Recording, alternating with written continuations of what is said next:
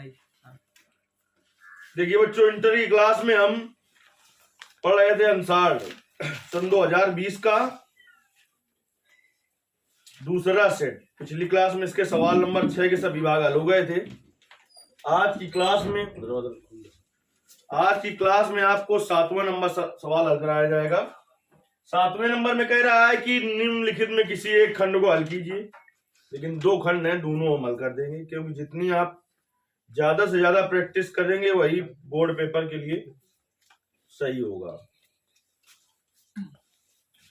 7वें का नंबर हमने कहा था कि आप व्यूविद द्वारा समीकरण हल करना, इससे एक सवाल निश्चित ही बोर्ड पेपर में आता है। तो वही सवाल है। देखिए, कह रहा है कि समीकरण निकाय 3x - 2y + 2z = 8, 2x + y - z = 1, 4x - 3y + 2z = 4 को आप व्यूविद से हल कीजिए। देखिए, सबसे पहले लिखते हैं, ये सवाल निश्चित बोर्ड पेपर में आता है, इसलिए इसको तो आपको सीख ही लेना है कैसे करना है। सबसे पहले लिखते हैं समीकरणों को आव्यूह रूप। समीकरणों को आव्यूह रूप बंद तक नहीं,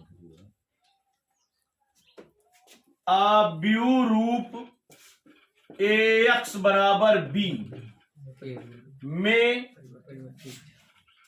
परिवर्तित करने पर, समीकरणों को आव्यूह रूप ax = b में परिवर्तित करने पर, देखिए a का मान क्या है, आव्यूह का मान x y z के जो गुणांक है वो a का मान है, क्या है, 3 - 2 2 2 1 - 1 4 - 3 2 और x y z बराबर इधर जो अचर पद है वो b का मान होता है, क्या है, 8 1 4। अब देखिए, इसको इधर से इधर पहुंचाएंगे तो हो जाएगा x y z बराबर, इसको इधर ले जाएंगे तो 1/x क्या हो जाता है, x इनवर्स। तो ये हो जाएगा 3 - 2 2 2 1 - 1 4 - 3 2 का होल इनवर्स और 8 1 4, इसको समीकरण 1 डाल देंगे। हमेशा ये याद रखना कि ये पहले और ये बाद में लिखा जाएगा।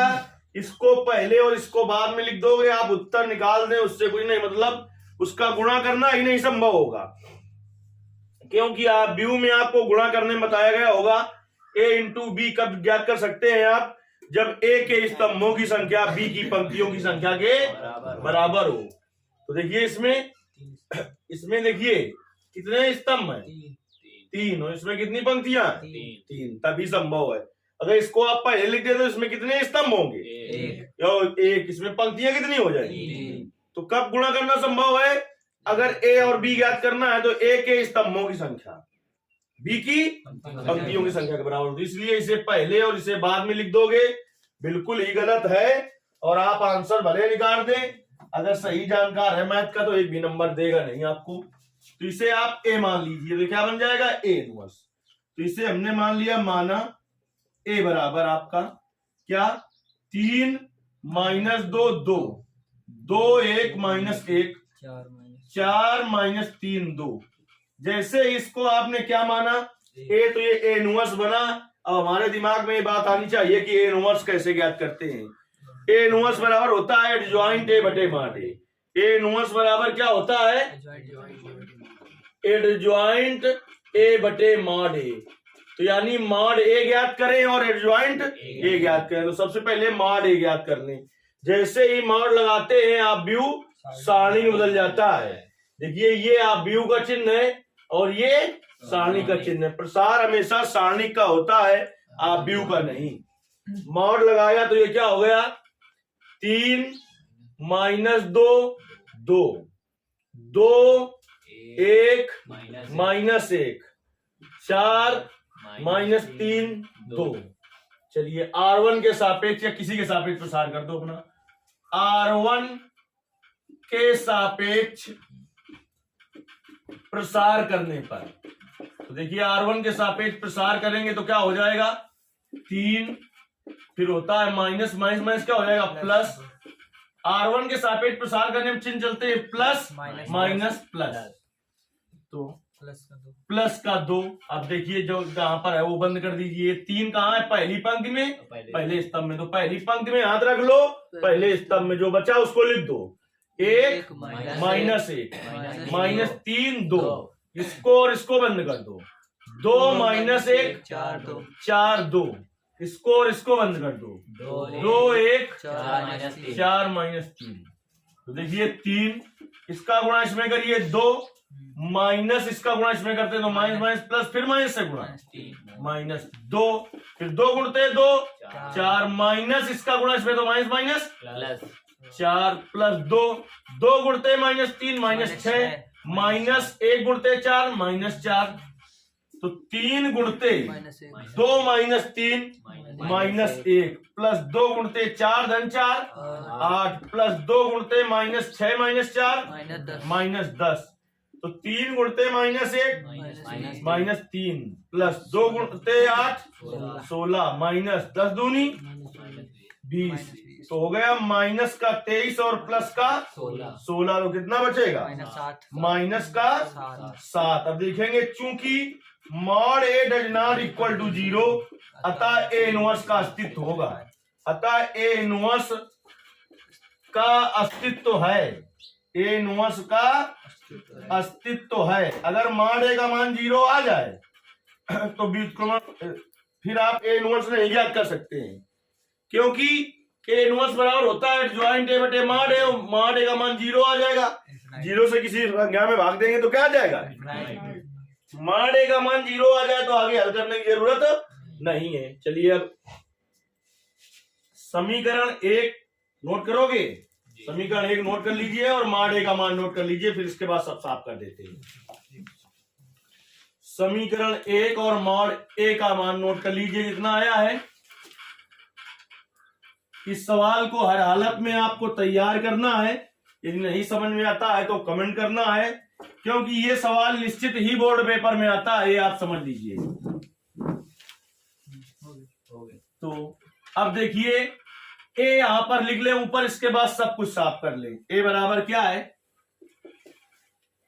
बोलो नीचे से, 3 माइनस 2 फिर 2 1 माइनस 1 2 1 माइनस 1 फिर 4 माइनस 3 2 4 माइनस 3 2, ये हो गया ए का मान। अब इसके बाद इसको हम साफ कर देते हैं पूरे को।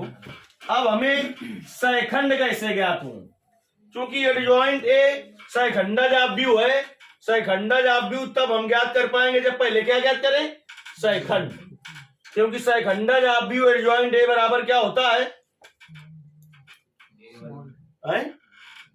एडजॉइंट ए भाई, एडजॉइंट ए बराबर होता है बी का परिवर्तक, बी का और बी क्या है सहखंडों से निर्मित आव्यूह, तो पहले हम सहखंड ज्ञात कर लें तब सहखंडाजाव्यू ज्ञात कर पाएंगे। तो हेडिंग डाल दें सीधे सहखंड। सहखंड को कैपिटल ए से प्रदर्शित किया जाता है, स्मॉल ए से अवयव को उप सारणी को कैपिटल एम से प्रदर्शित किया जाता है।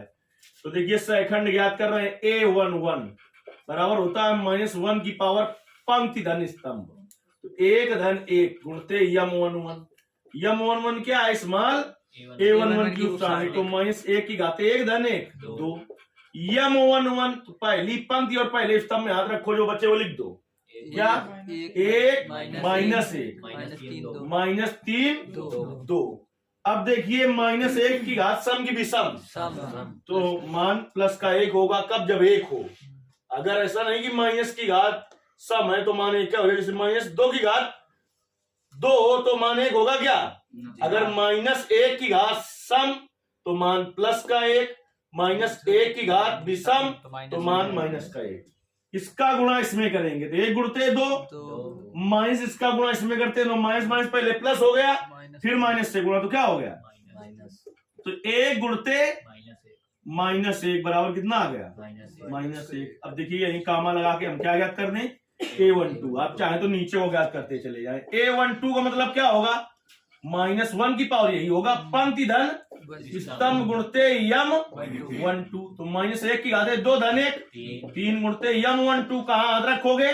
पहली पंक्ति में और दूसरे स्तंभ में। तो क्या बचा? 2 -1 2 -1 4 2 4 2। तो -1 की घात विषम तो मान -1 इसका इसमें गुणा करिए 2 दूनी माइनस फिर इसका इसमें गुणा प्लस का 4। तो -1 गुणते 4 धन 4 8। तो क्या आ गया? -8। फिर क्या निकालेंगे? A13। तो -1 की घाते 1 धन 3 गुणते यम 13। तो -1 की घाते 1 धन 3 4 गुणते यम 13 का हाथ रखोगे पहली पंक्ति में और तीसरे स्तंभ में। तो पहली पंक्ति बंद कर लो, तीसरा स्तंभ क्या बचा? 2 1 4 -3 4 -3। अब देखिए -1 की घाते सम प्लस का 1 तो प्लस का 1 गुणते इसका इसमें गुणा करिए -6 और -4। तो 1 गुणते -10 बराबर क्या हो जाएगा? -10। अब निकालेंगे क्या? A21। तो A21 बराबर क्या हो जाएगा? -1 की पावर 2 + 1 इंटू यम21। तो -1 की पावर 3 इंटू यम21।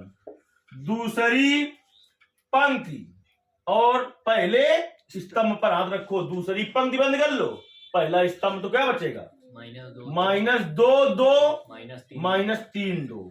तो -1 की घाते सम की विषम विषम तो मान -1 गुणते -2 गुणते 2 -4 माइनस में से गुणा हो जाएगा +3 दूनी 6 -1 गुणते 2 कितना? 2। तो क्या आ जाएगा? -2। अब क्या निकालेंगे? A22 बराबर क्या हो जाएगा? -1 की पावर 2 + 2 इंटू यम22। तो -1 की पावर 4 इंटू यम22 का हाथ रखोगे दूसरी पंक्ति में दूसरे स्तंभ में। तो क्या बचा? 3 2 4 2। -1 की घात सम की विषम सम तो मान प्लस का 1 इसका गुणा इसमें किया जाता है 2 गुणते 3 फिर माइनस इसका गुणा इसमें किया जाता है 4 दूनी 8। तो 1 गुणते -2 कितना आ गया? -2। फिर बेटा A23 बराबर क्या हो जाएगा? -1 की पावर 2 + 3 इंटू यम23। तो -1 की पावर 5 यम23। क्या बंद करोगे? दूसरी पंक्ति तीसरा स्तंभ। तो 3 -2 4 -3 3 -2 4 -3 -1 की घाते सम की विषम विषम तो क्या हो जाएगा? मान माइनस का 1 गुणते इसका गुणा इसमें करेंगे और माइनस 4 दूनी 8। तो -1 गुणते -1 तो कितना आ जाएगा? -1 का गुणा प्लस का 1। अब A31 बराबर क्या होगा? -1 की पावर 3 + 1 इंटू यम31। तो -1 की पावर 3 धन 1 4 गुणते यम31। अब हाथ रखोगे तीसरी पंक्ति में पहले स्तंभ में। तो क्या आ जाएगा? -2 2 1 -1। तो -1 की घात सम की विषम तो मान होगा प्लस का 1। -2 गुणते -1 2 -1 गुणते 2 -2। तो 1 गुणते 2 -2 तो क्या आ गया? 0। अब क्या निकालेंगे बेटा? A32 बराबर क्या हो जाएगा? -1 की पावर 3 + 2 इंटू यम32। तो -1 की घाते 3 2 5 गुणते यम32 का हाथ रखोगे तीसरी पंक्ति में और दूसरे स्तंभ में। तो क्या बचा?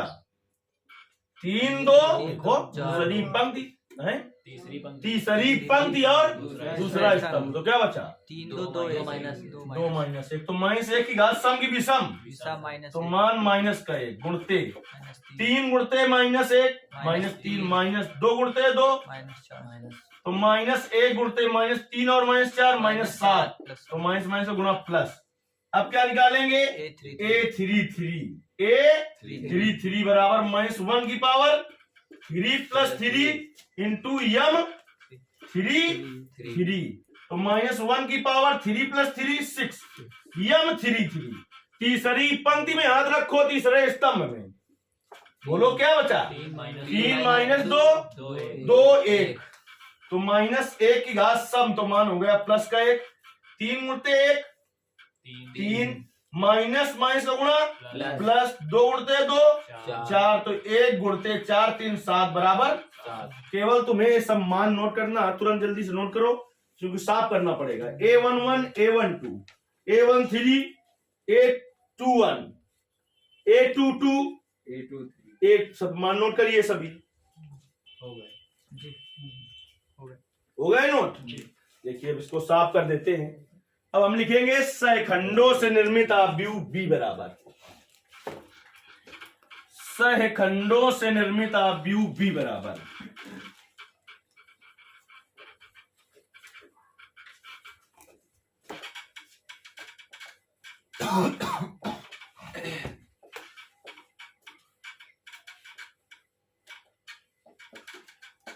देखिए सहखंडों से निर्मित आव्यूह B क्या लिखेंगे? सहखंडों से निर्मित आव्यूह जिसे कि कैसे प्रदर्शित करते हैं? B से बराबर। बोलिए A11 का मान -1 -8 -1 A12 का मान -8 -8 -10 देखिए क्रम से मान लिखना है आपको, पहले A11 का A12 A12 का फिर A13 का मान कितना आया? -10 फिर A21 का -2 A22 का -2 A23 का 1 A31 का 0 A32 का A33 का 7 ये क्या है? सहखंडों से निर्मित आव्यूह है, लेकिन हमें चाहिए सहखंडाज आव्यूह। तो लिखेंगे सहखंडों से निर्मित सहखंडज आव्यूह। सहखंडज आव्यूह इसको कहते हैं एडजॉइंट ए। एडजॉइंट ए बराबर B का परिवर्त आव्यूह, B का परिवर्त आव्यूह। अब देखिए B का परिवर्त आव्यूह निकालिए, क्या होगा? -1 पंक्ति को स्तंभ में बदल दो, -1 -8 -10 पहली पंक्ति को पहले स्तंभ में बदल दिया, दूसरी पंक्ति को दूसरे स्तंभ में बदल दो, -2 1 फिर 0 7 7 इतनी बात समझ में आ गई? अच्छा अब लिखेंगे क्या? व्युत्क्रम। व्युत्क्रम आव्यूह देखिए इसमें बहुत सारे सवाल हो जाते हैं। कैसे? कभी कभी एडजॉइंट ए ज्ञात करने को आ जाता है तो यहां तक कैसे कर देंगे, ये जॉइंट है। कभी कभी व्युत्क्रम आव्यूह ज्ञात करने को आ जाता है ए इनवर्स, तो यहां तक ऐसे किया जाएगा, ये इनवर्स हो गया। व्युत्क्रम आव्यूह ए इनवर्स बराबर एडजॉइंट ए बटे मॉड ए। अब देखिए एडजॉइंट ए का मान यही है, मॉड ए का मान कितना निकला था? -7 तो ऐसे लिख दे 1 बटे -7 और इसको लिख दीजिए -1 -2 0 -8 -2 7 -10 1 7। अब ए इनवर्स का मान समीकरण 1 में रखेंगे। कहां रखेंगे? ए इनवर्स का मान समीकरण 1 में रखने पर देखिए ए इनवर्स का मान समीकरण 1 में रखेंगे तो क्या हो जाएगा? x y z था इधर समीकरण 1 में, याद है? यहाँ पर जो लिखा था उसे a माना था तो ए इनवर्स बन गया था। तो ए इनवर्स का मान कितना निकला? देखिए अगले स्टेप में प्लस माइनस का भाग क्या होगा? माइनस, ऐसे लिख देंगे। तो ए इनवर्स का मान निकला -1 बटे 7 और -1 -2 0 -8 -2 7 फिर -10 1 7। इधर क्या था? 8 1 4। अब गुणा करने का तरीका सीखिए। -1 बटे 7 पहले इसका गुणा इसमें करेंगे, फिर इसमें, फिर इसमें। तो -1 गुणते 8 फिर -2 गुणते 1 धन 0 गुणते 4। अब इसका गुणा इसमें करिए, -8 गुणते 8 -2 गुणते 1 + 7 गुणते 4। तो इसका गुणा पहले इसमें हो गया, इसमें हो गया, अब इसमें करो। -10 गुणते 8 + 1 गुणते 1 + 7 गुणते 4। तो देखिए क्या आ जाएगा, -1/7 -8 -2 + 0 फिर -64 -2 + 7 चौक 28 फिर -80 + 1 + 28। ये गड़बड़ हो गया है? वीडियो को लाइक ना। देखिए -1/7 -8 और -2 क्या हो गया, -10। इसको इसमें जोड़ दीजिए, माइनस का 66 हो गया और प्लस का 28 है। माइनस का 66 है, बता दो सही कितना है, 8 8 16 होता है, माइनस का 38। अब देखिए माइनस का 80 प्लस का 29 माइनस का 51 बचेगा। अब देखिए -1/7 है तो सब में भाग दे दीजिए, -7 का तो क्या आ जाएगा, -10/-7 फिर -38/-7 और -51/-7। तो माइनस प्लस हो जाएगा। अगले स्टेप में तो यहाँ पर माइनस का भाग क्या हो जाएगा, सब में प्लस। तुमको माइनस प्लस कर देना है, थूंग लगा के साफ कर दो। x y z अब लिखेंगे गुणांकों की तुलना करने पर, तो x बराबर क्या आ जाएगा, 10/7, y बराबर 38/7 और z बराबर 51/7। देखिए उसने सवाल बदल दिया, सवाल बदल देगा। वैसे बहुत कम सवालों का ऐसा ही आंसर आता है, नहीं अधिकतर सवालों का आंसर 1 2 3 इस प्रकार से मतलब आया करता है। अब ये सही है कि गलत, तो तुम पता लगे दूसरी तरीके से आ गया तो बड़बड़ा रहे हो। तो 3 समीकरण जो दिए हुए थे, पहला समीकरण क्या था, 3x - 2y 3x - 2y + 2z बराबर + 2z बराबर 8। इस प्रकार के 3 समीकरण शुरुआत में दिए हुए थे सवाल में। तो x y z के जो मान निकले हैं इन्हीं में रख के देख लो, संतुष्ट कर देगा तो तुम्हारा सही है, अगल बगल मिलाने की जरूरत नहीं है। तो आंसर देखिए कितना आ रहा है तीनों का। तो देखिए 7वें सवाल में 2 भाग थे, का और खा। तो का पूरा कर देंगे, 8 नंबर मिल जाएगा। लेकिन खा में 2 भाग है, इस बात का विशेष ध्यान रखना। खा करो तो दोनों भाग करो, एक करने से कुछ फायदा नहीं है, क्योंकि 5 नंबर का है और नीचे जब करोगे तो वो 3 नंबर का है। तो चलिए खा नंबर भी हल कर देते हैं। हमसे अभी एक प्रश्न कहे, चाहे 2 दिए हैं, कितने कहे जितने दिए हैं पूरे हल करने हैं, क्योंकि हमें ज्यादा से ज्यादा प्रैक्टिस करनी है। लेकिन पेपर में जितने कहे उतने ही हल करने हैं आपको। तो देखिए खा नंबर 7वें का, उसका फर्स्ट पार्ट f(x) बराबर दिया है, द्वारा प्रदत्त फलन के उच्चतम तथा न्यूनतम मान ज्ञात कीजिए। याद आई कुछ, उच्चतम एवं न्यूनतम मान पढ़ाया था, तो वहां पर क्या बताया था, उच्चतम न्यूनतम मान ज्ञात करने के हमने भाई कई तरीके बताए थे, प्रकार के हिसाब से बताया था हमने ना। हमने क्या कहा था, यदि क्या दिया हो, फलन तो दिया हो, हमने कहा था साइन का सिंगल हो तब कई बार अवकलन, एक बार। बंद अंतराल में दिया हो तो एक बार। और क्या बताया था, मॉड में दिया हो तो एक भी बार अवकलन नहीं। इसके अलावा अगर कुछ भी दिया है तो उस फलन का हमें 2 बार अवकलन करना होता है। और उच्चतम या न्यूनतम मान के लिए प्रथम अवकल गुणांक को 0 करते हैं, वहां से मान प्राप्त करते हैं और द्वितीय अवकल गुणांक में रखते हैं। जिन मानों के लिए द्वितीय अवकल गुणांक ऋणात्मक होता है उसके लिए फलन उच्चिष्ट होता है, जिसके लिए धनात्मक निकले द्वितीय अवकल गुणांक उसके लिए निम्निष्ट होता है। तो देखिए खा नंबर का पहला कह रहा है f(x) बराबर, कहां से खुल गया यार काम, खा नंबर f(x) बराबर 3x⁴ धन 4x³ फिर माइनस का 12x² धन 12, ये फलन है। देखिए हमें पता है कि अब हमको इसको क्या करना पड़ेगा, हमको इसका 2 बार अवकलन करना पड़ेगा। कितनी बार करना पड़ेगा? 2 बार करना पड़ेगा। देखिए दोनों पक्षों का x के सापेक्ष अवकलन करने पर,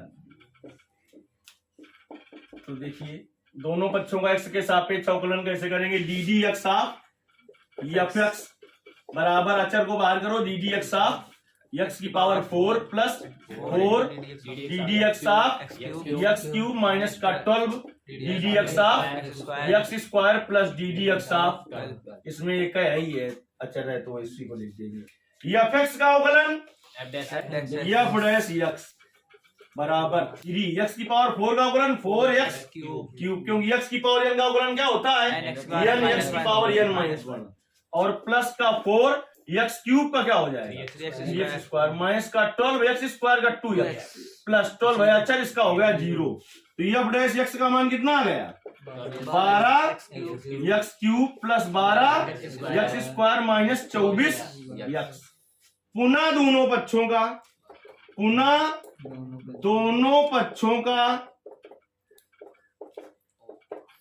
एक्स के सापेक्ष क्या करने पर? अवकलन करने पर। पुनः दोनों पक्षों का एक्स के सापेक्ष अवकलन करोगे तो d d x of F dash x बराबर 12 बाहर करो, d d x of x cube plus 12 और D d x of x square minus 24 और D d x of x. तो देखिए एफ डैश एक्स का अवकलन एफ डबल डैश एक्स 12 और एक्स क्यूब का 3 x square plus 12 x square का अवकलन 2 एक्स स्क्वायर का अवकलन 2 एक्स हो जाएगा माइनस 24 एक्स का अवकलन 1। तो एफ डबल डैश एक्स का मान कितना निकल आया? 36 एक्स स्क्वायर प्लस 12 दूनी 24 एक्स माइनस 24। इतना समझ में आ गया है?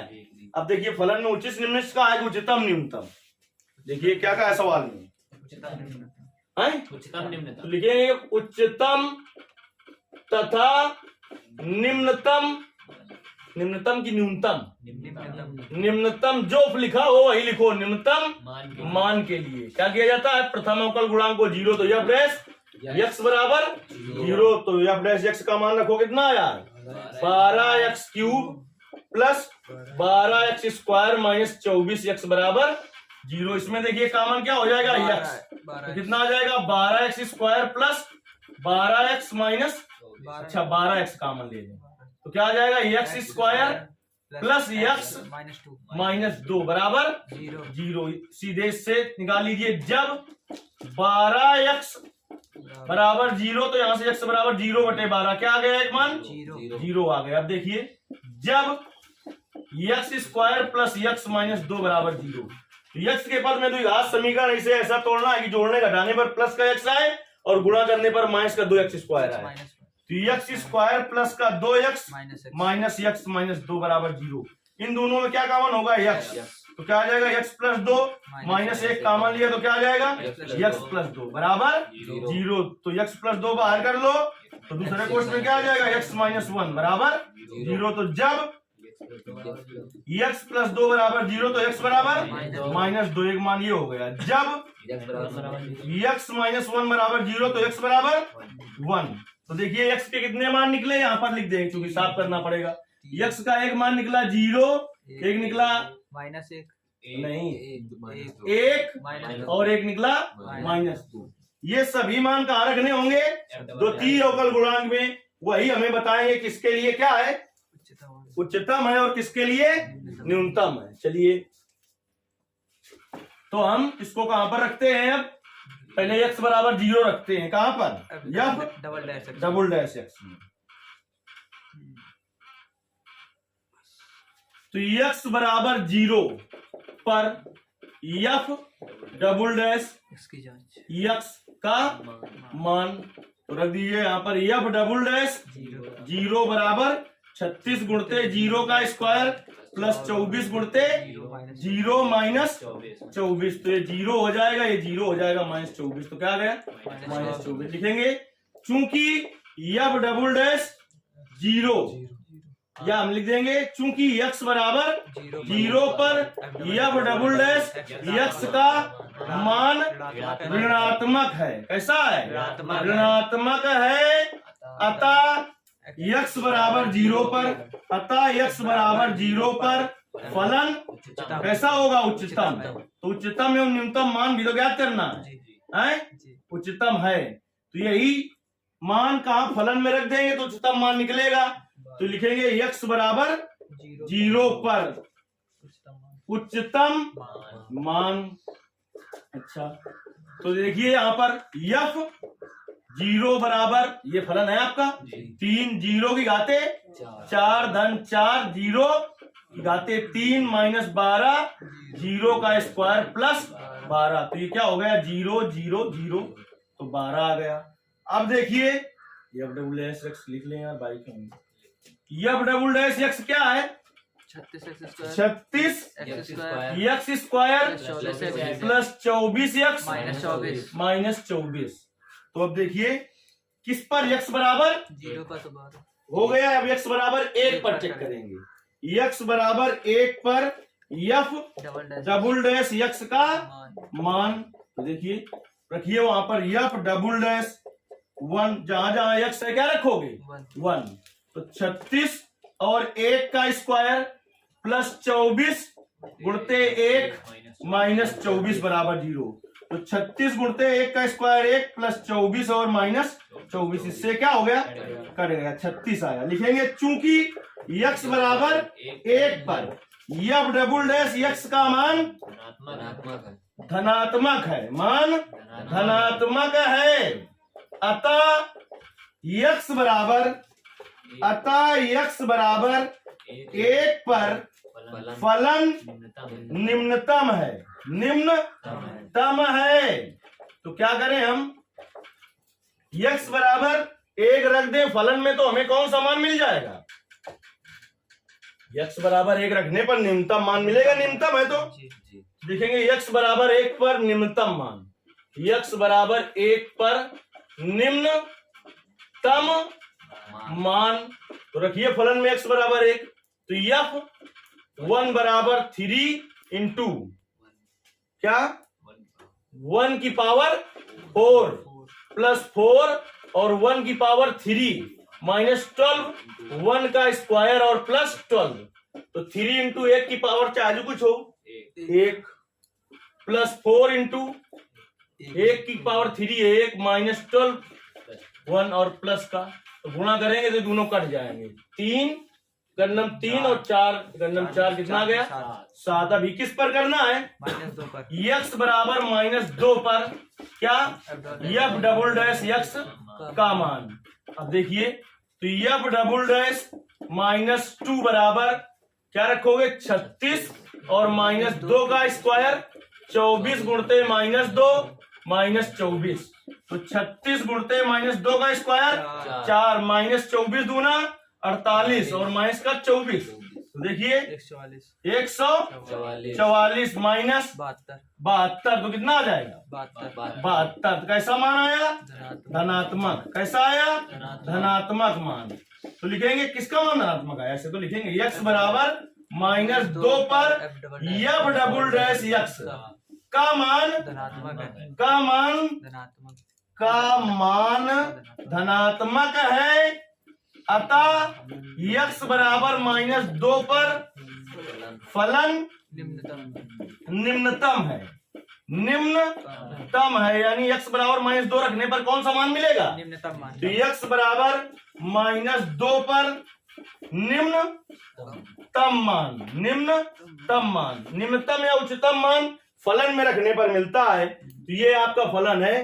तो f -2 इक्वल टू 3 और -2 की पावर 4 प्लस 4 और -2 की पावर 3 माइनस 12 और -2 का स्क्वायर प्लस 12, तो देखिए 3 और -2 की पावर 4, 16 2 दूनी 4 दूनी 8 16 और माइनस की घात सम है तो प्लस का होगा 16 प्लस 4 गुणते -2 का क्यूब -8 -8 -12 और -2 का स्क्वायर 4 और प्लस का 12 तो 16 थे 48 माइनस 8 चौको 32 माइनस 12 चौको 48 और प्लस 12 तो क्या हुआ 48 से 48 कट गया तो प्लस का माइनस का कितना हो जाए 20 तो तुमसे क्या मान पूछा था उच्चतम एवं न्यूनतम मान। तो देखिए एक मान पर फलन कैसा है,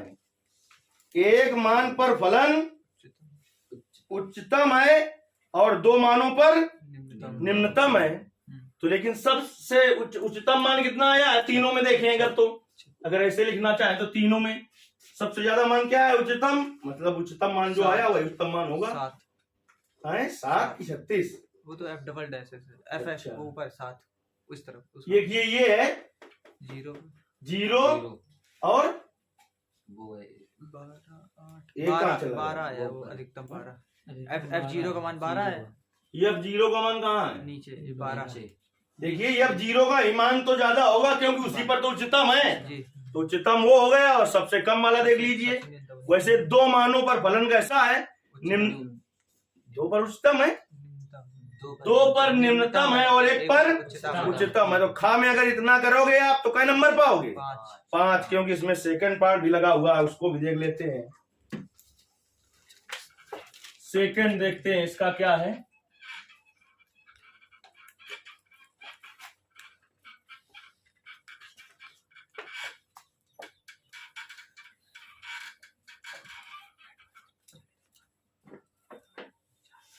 सेकंड पार्ट इसका है खा का, वो लिख लेते हैं। सेकंड पार्ट आपका दिया हुआ है यदि x की पावर y बराबर e की पावर x माइनस वाई तो सिद्ध कीजिए। क्या सिद्ध करना है कि dy बटे dx बराबर log x बटे 1 प्लस log x का होल स्क्वायर, ये दिया है, ये सिद्ध करना है। चलिए इसके द्वारा इसको सिद्ध करेंगे। देखिए अगर हम ई यहां से हटाना चाहें तो ई का इधर कब लगा है जब लाग इधर से इधर गया है तो ई लगा है। ऐसे ना समझ में आ रहा तो कोई बात नहीं, चर की घात हमने कहा चर हो तो दोनों क्या करो लाग ले लो। दोनों पक्षों में लाग लेने पर, क्या करने पर लाग लेने पर, तो लाग ले लीजिए। तो लाग x की पावर y बराबर log e की पावर x माइनस वाई। सूत्र बेटा हमने तुम्हें बताया था log m की पावर n का होता है n log n। क्या होता है इसी सूत्र का उपयोग करेंगे तो हो जाएगा y log x, ये क्या हो जाएगा x माइनस वाई और log e और बेस में कुछ ना हो तो क्या होता है ये होता है log e बेस e का मान कितना होता है एक, तो ये बन गया y log x बराबर x माइनस वाई। इतनी बात समझ में आई पूरी। अब देखिए दोनों पक्षों का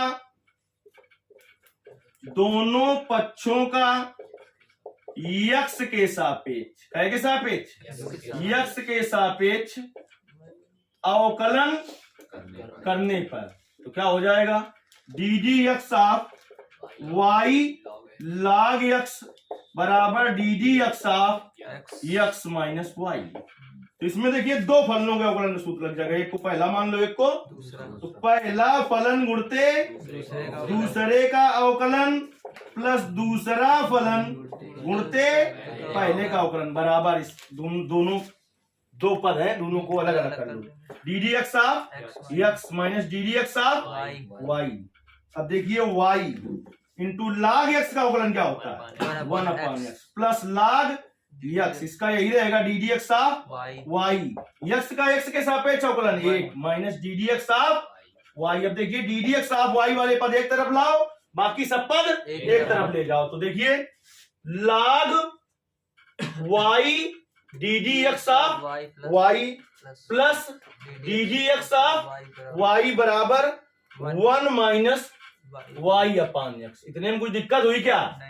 इन दोनों में क्या कॉमन हो जाएगा डी एक्स ऑफ y, तो क्या आ जाएगा log ये d d x of y common लिए तो log y प्लस 1, इधर x क्या हो गया एलसीएम, तो क्या आ जाएगा x माइनस y। तो यहाँ से देखिए D d x of y बराबर क्या हो जाएगा x माइनस वाई बटे x और कोष्ट में log y प्लस 1। देखिए लाना क्या है मैं सिद्ध करके, log y लिख दिया, log x होगा सर, गड़बड़ हो गया है ना भाई।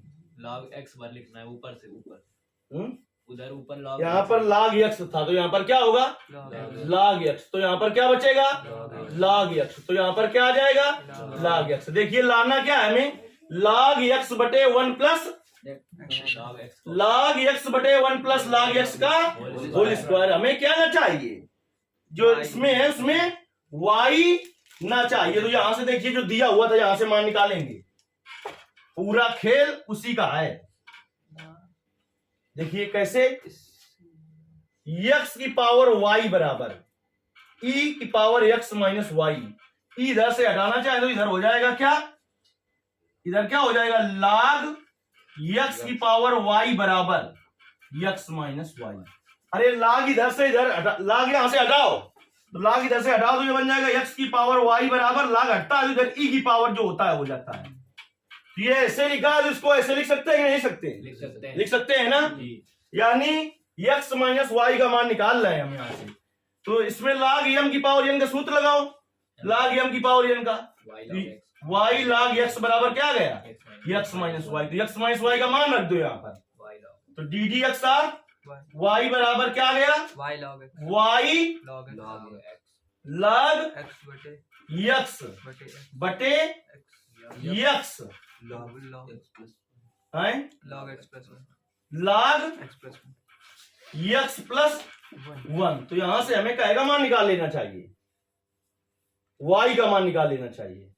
देखिए यहीं से देखो, यहीं से y इधर लाओ तो y log x plus y बराबर x, तो y से कॉमन ले लो तो क्या आ जाएगा log x प्लस 1 बराबर x, तो y बराबर क्या आ जाएगा x अपान log x प्लस 1। तो रख दो y का मान भाई, डी डी एक्स ऑफ या y अपन x सीधे निकाल, y अपन x बराबर 1 y अपान x का मान सीधे निकाल देंगे।